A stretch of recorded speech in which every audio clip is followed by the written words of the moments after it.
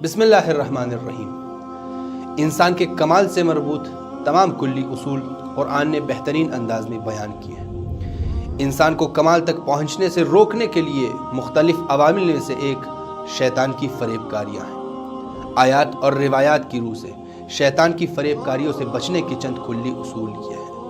Number 1, इखलास। कुरान मजीद में बयान हुआ, और सबको इकट्ठा गुमराह करूंगा इलावा तेरे उन बंदों के जिन्हें तूने खालिस बना लिया है। नंबर 2, ईमान। कुरान मजीद में इरशाद हुआ, शैतान को उन लोगों पर कोई बालादस्ती हासिल नहीं होगी जो ईमान लाए और अपने रब पर तवक्कुल करते हैं। नंबर 3, तवक्कुल। कुरान मजीद में इरशाद हुआ, मेरे बंदों पर तेरी कोई बालादस्ती नहीं है और आपका परवरदिगार ही जमानत के लिए काफ़ी है। नंबर 4, अल्लाह का जिक्र।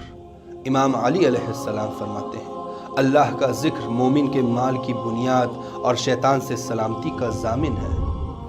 नंबर 5, तक़वा। कुरान मजीद में इरशाद हुआ, बेशक जो लोग साहिब तक़वा हैं उन्हें जब शैतान की तरफ से कोई ख्याल छूना भी चाहता है तो अल्लाह को याद करते हैं और हक़ाइक़ को देखने लगते हैं।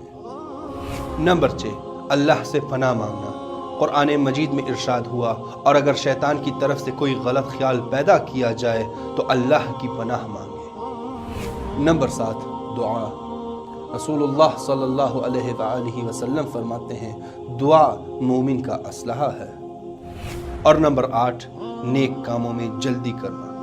इमाम बाक़िर अलैहिस्सलाम फरमाते हैं, जब नेक कामों में इंसान देर करता है तो शैतान वसवसा करता है ताकि वो नेक काम अंजाम न पाए।